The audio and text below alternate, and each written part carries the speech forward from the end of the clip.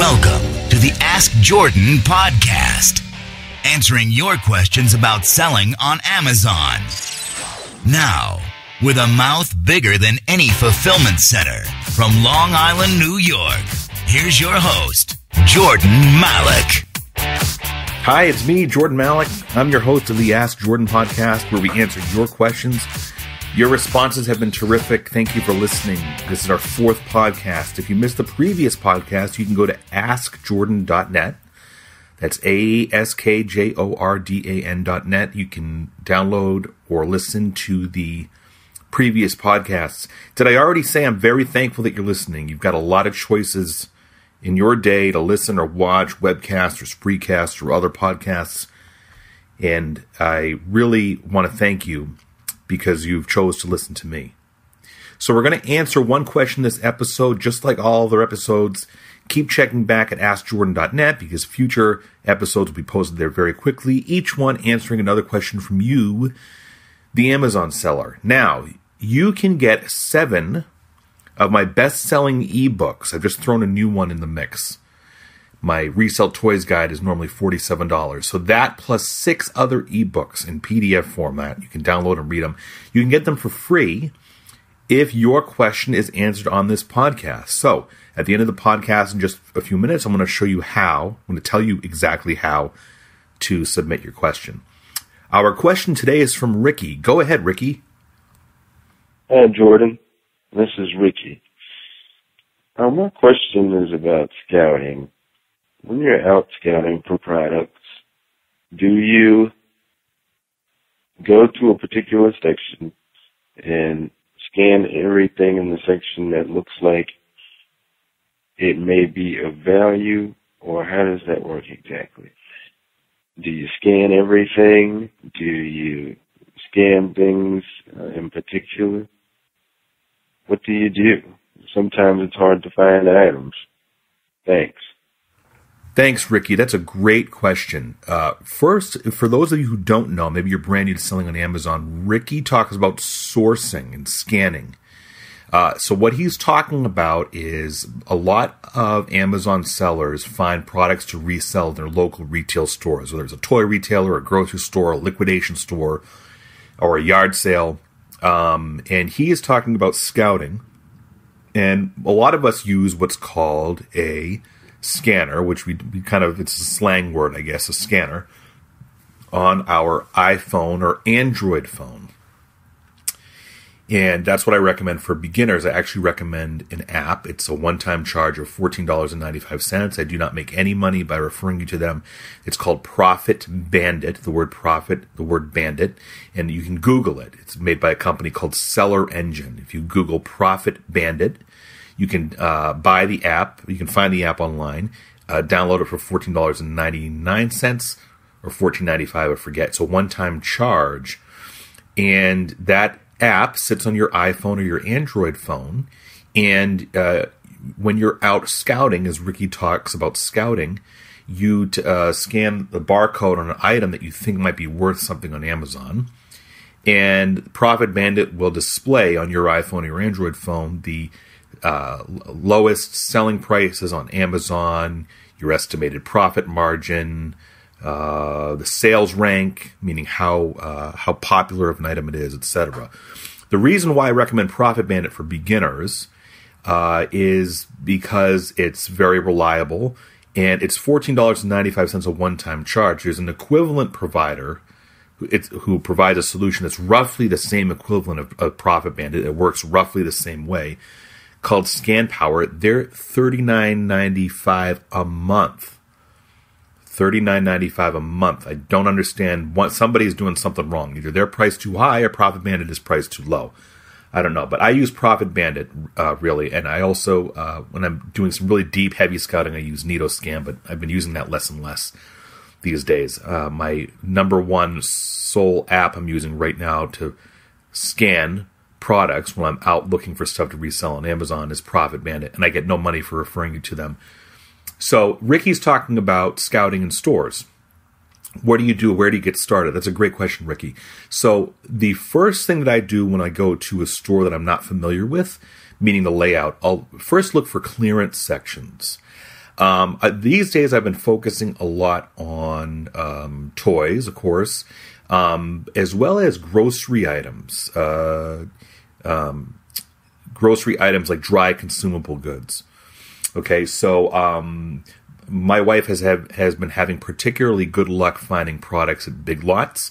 And we also travel a good hour or two away to some liquidation stores, and we find ourselves buying a lot of grocery products, which any Amazon seller is approved to sell in. And it's things like bagged candy, boxed cake mix, etc. So I'll go into a store and I'll first start poking around for their clearance racks. And clearance racks in a store like Walmart could be anywhere. They could not be in a particular section. I've been to Walmarts where their clearance aisle, they had a whole aisle with mixed clearance items from all different departments, all piled together in the same aisle. Some Walmarts have clearance sections dedicated to the particular department, like automotive might have a little clearance section. Some Walmarts, depending on the time you go in, the time of the year, the schedule, they might not have a clearance rack at all, but most stores do. So that's the first thing I'll do is I'll look for clearance racks. If I don't see a clearance rack, I'll just go to the customer support and say, do you have a clearance aisle here? Okay, that's the first thing. The second thing, let's just pretend there's no clearance aisle or clearance racks. I will look for stuff that's priced clearance. So you can just visually walking down an aisle, look for like brightly colored tags. Some stores might have red tags that are clearance, like Target's clearance items are tagged red, right? Some are tagged yellow. I think Walmart's maybe tagged yellow. So sometimes the price tags themselves are an indicator. I'll look for end caps. We do particularly good at some area store chains like Rite Aid and Walgreens. They're major national or maybe big regional chains that have clearance end caps. So you walk down the aisle, but the caps, the opposite ends of the aisle are called end caps. And they're usually at the back of the store, right? Because shelf space is very valuable to retailers. Grocery stores will have, I just learned this the other day, my aunt works at a Stop and Shop locally. And she says that when Stop and Shop gets overstocked, their shelf space is very valuable. That any manufacturer that sells products has to deal with the grocery store chain. Their goal is to get as much shelf space, kind of like it's real estate to them, as possible. And my aunt told me that grocery stores, particularly Stop and Shop, will get overstock of something, and instead of storing it, they'll put it at another rack somewhere else in the store and make it clearance priced. Okay? So go in your store with a game plan. If you don't have, the store doesn't have a flyer, well, I mean, flyers are a mixed bag, because if it's a major chain and they have a flyer, you can bet that other Amazon sellers are going to be looking at the same flyer and buying goods that are on the flyer. So if you go into a store, have a game plan what you want to do first. Do you want to first tackle food, dry product foods? Do you first want to tackle toys? Categories that I normally avoid in stores, just as my own personal preference, is electronics, because I find that electronics are problematic for returns. So I'll avoid electronics for the fact that they're problematic for returns. A lot of consumers are fickle about electronics. They'll buy something and send it back right away. And also, I very rarely find electronics that are priced low enough in a retail location that can be sold for a high enough margin. I don't like that. I'm a fan of getting stuff for $1, $2, $3, $4, etc., pricing it $10, $12, $15 and up. And trying to buy as much as I can of that product that's feasible. 50, quantity of 50, quantity of 25, quantity of 100, etc. So I'll avoid electronics. A good category to pursue sometimes is like stationery, like themed party goods. Look in your local major chain stores in Party City to see what their clearance products are. Because what will happen, I'll give you a scenario.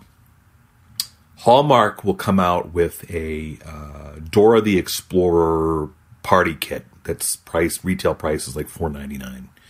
And it's the party stands that you put on your table when your kid has a party. They want a Dora the Explorer themed party. And it's the little pop-up cardboard things or whatever.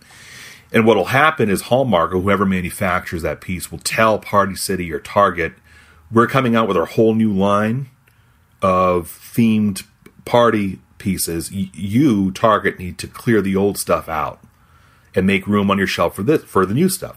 So Target will discount all their party themed lines of, it might be Dora the Explorer, it might be several different character lines.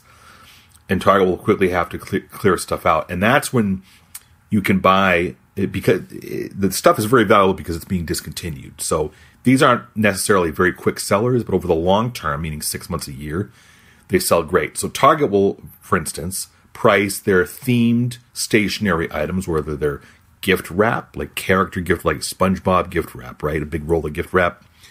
Or a package of 12 Mylar balloons that are Scooby-Doo themed or whatever. They'll clearance that stuff out. They'll price it like $1, 50 cents, $2 or whatever. And that's stuff that you can buy, provided that it sells in the Amazon catalog. And you can typically price that stuff at $9, $10, $11, $12, and thus make a return on investment of 300%, 350%, 400%, etc. That really adds up when you're doing a lot of smaller items that are priced $1, $1.50, $2, etc. So go in your stores, look for the clearance racks, concentrate on themed stationery, concentrate on grocery items. Sometimes you can go in Target and find grocery items that are just either priced regularly or just on a regular sale, not clearance. And you scan them and you'll see that they're selling, for a multiple of 4, 5, 6 times on Amazon. Sometimes we've gone in and found those little bagged cake mixes. They're Betty Crocker and Duncan Hines. They come in the bag. It's a little 6-ounce pouch or 12-ounce pouch for shortbread cookies or what have you. And their regular price is or their sale price is like $1.50. It's not even a clearance price. It's like their regular price or just a regular sale price, like $1.50 a pack. And like a bundle of 6 will be selling for, I don't know, $29.99 on Amazon. As peculiar and odd as that sounds, there's always somebody who might be 30 miles or 50 miles from a Target or an hour away from their nearest grocery store who is an Amazon Prime customer, and they've got the free 2-day shipping as an Amazon Prime customer, and they'll pay gladly $29.99 to get 6 pouches of shortbread cookie mix delivered to their door in 2 days. So think about those things when you're scouting. Clearance toys, I mentioned. So I think between toys and dry goods and party theme items, stationary party theme items, scrapbooking supplies. Scrapbooking is a major industry, and we've gone into retail stores where scrapbooking supplies were clearanced. Not necessarily immediately fast-selling items with terrific sales ranks, but I'm a big fan of going low and slow, of buying quantities of stuff that may be ranked as high, meaning not such a great sales rank of 80,000 or 100,000 or 150,000, and sending it into Amazon and enjoying those sales over the course of a year. Ricky, I hope that answers your question. And Ricky gets 7 of my best-selling ebooks about selling on Amazon and eBay.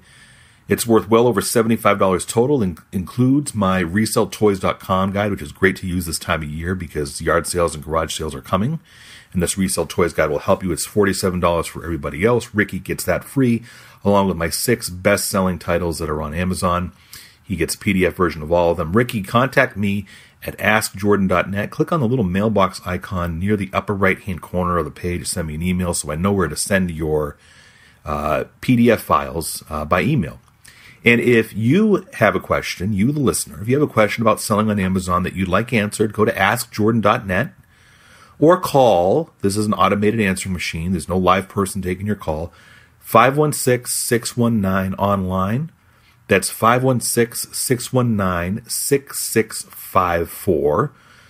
If I pick your question to answer, you'll get all 7 of my best-selling ebooks. The total price for everyone else is $75 or more.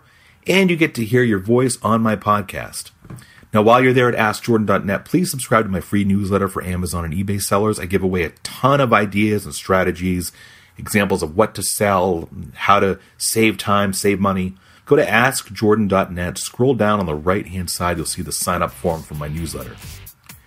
Hey, thanks for listening to the Ask Jordan podcast. We'll see you again on our next episode.